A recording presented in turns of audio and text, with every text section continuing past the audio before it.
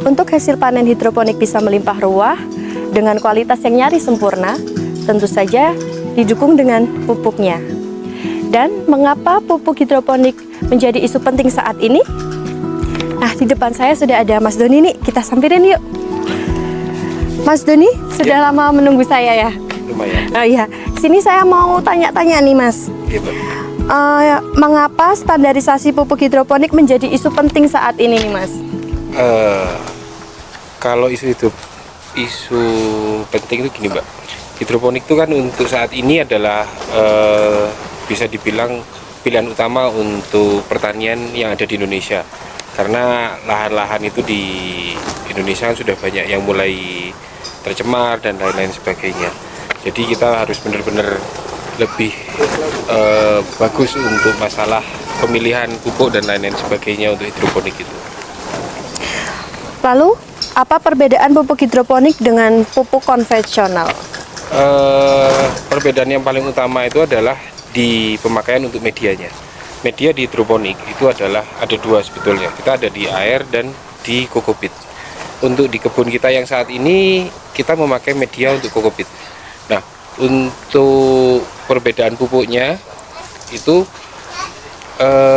jauh lebih ke masalah kekentalan dan larutan untuk yang bisa cepat diserap tanaman di hidroponik. Sedangkan untuk di lahan terbuka itu dia hanya ditabur tanpa harus untuk dilarutkan. Lalu unsur apa saja yang wajib ada dalam pupuk hidroponik nih, khususnya di kebun Vertindo? Di kebun Vertindo itu ada beberapa pupuk yang kita pakai. Yang pasti itu adalah ada Abemik. Abemik itu adalah nutrisi yang paling penting di tanaman hidroponik. Di kebun kita, di kebun tomat, itu Abemik berperan sangat penting untuk pertumbuhan, untuk mulai dari pertumbuhan tanaman, pertumbuhan buahnya, itu sangat penting. Karena dia memenuhi semua unsur yang ada, yang dibutuhkan tanaman, yang tidak ada di tanah, tapi kita memenuhi dengan Abemik di sini. Nah, setelah itu kita ada beberapa pupuk juga yang untuk pertumbuhan. Itu kalau di kita namanya instant green. Nah, itu untuk pertumbuhan di masa vegetatif awal tanaman. Nah, setelah itu kita ada juga pupuk namanya instant red.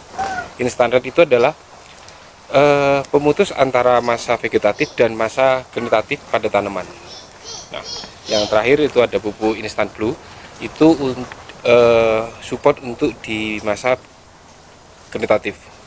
Bagaimana cara memastikan konsistensi kualitas larutan nutrisi? Untuk memastikan konsistensi larut kepekatan nutrisi atau pupuk yang kita pakai, itu kita ada alat untuk yang kita pakai untuk mengecek itu semua. Jadi kita bisa memastikan itu semua sesuai standar yang kita pakai. Mungkin kita bisa sambil jalan-jalan ke yang lain aja ya. Yuk.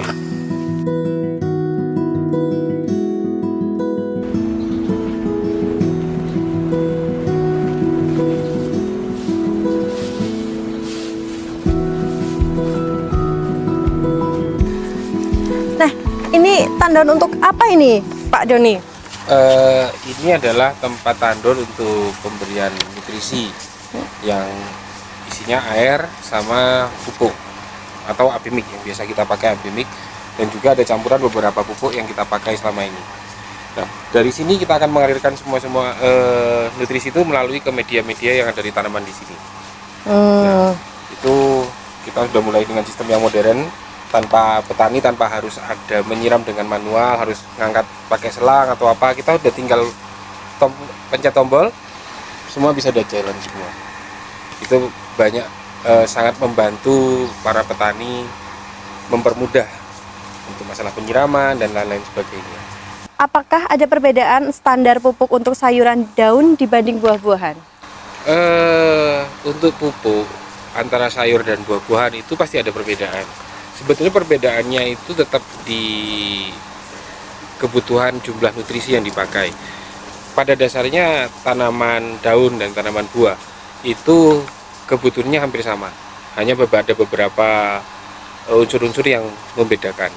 Jadi kita harus tahu dulu pupuk mana yang dipakai antara untuk tanaman sayur atau tanaman buah. Seperti itu. Adakah metode penguji pupuk hidroponik sebelum digunakan? Oh pasti, kita di Fempion atau yang memang diproduksi oleh Vertindo itu sudah berdiri sejak 20 tahun yang lalu. Jadi untuk pengujian itu sampai saat ini pun tetap kita lakukan. Setiap kita melakukan percobaan untuk produk tertentu, itu sebelum kita launching ke pasar, kita pastikan untuk percobaan di tempat kita dahulu. Seperti itu untuk percobaannya. Lalu gimana nih petani kecil bisa memastikan pupuk yang mereka gunakan itu sudah sesuai standar?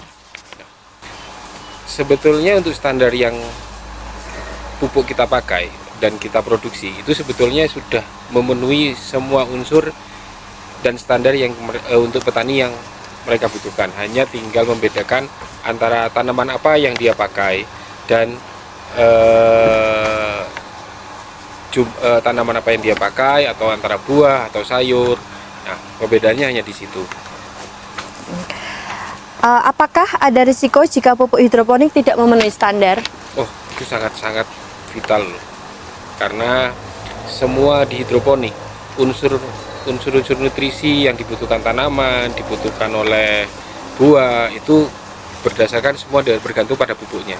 Jadi pada saat kita tidak bisa memenuhi standar yang kita berikan, itu yang pasti buah, daun, dan batangnya itu pasti tidak akan baik, dan pasti hasil yang kita dapatkan pasti kurang maksimal. Seperti itu. Oh. Kita sambil lihat lagi yang sebelah sana. Oke.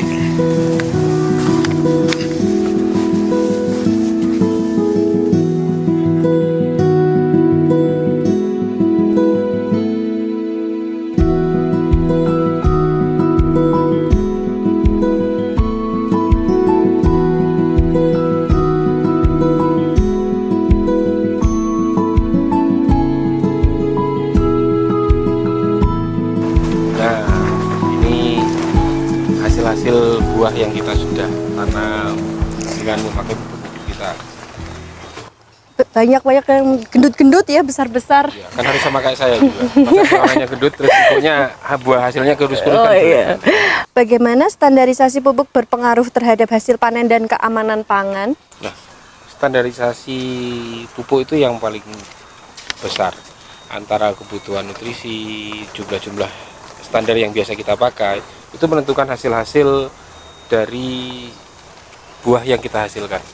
Jadi mereka membutuhkan nutrisi apa, membutuhkan unsur-unsur apa saja, itu kita sudah punya standar-standar yang biasa kita pakai.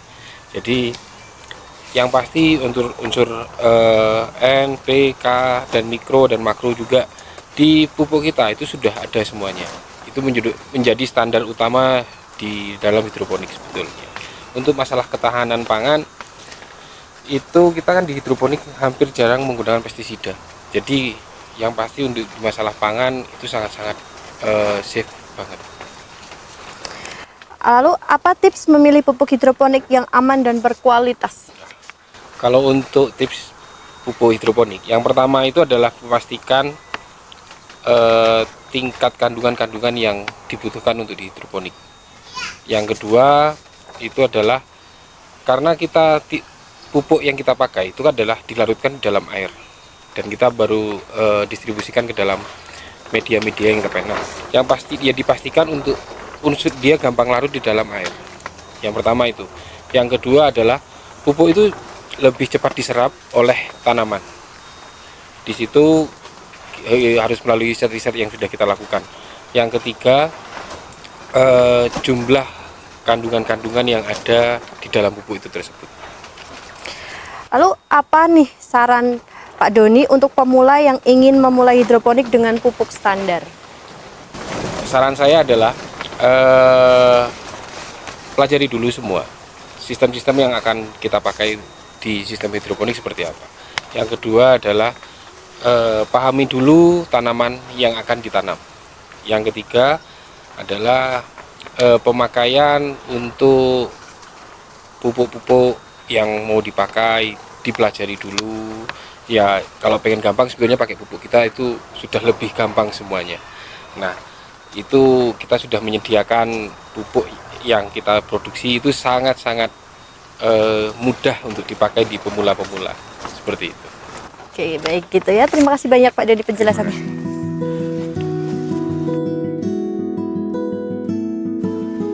Nah, sudah tahu kan penjelasan tentang pupuk yang standar dan cara penggunaannya? Penjelasan tadi bisa untuk acuan bagi para petani milenial. Saya Anas, salam sehat hidroponik. Dadah!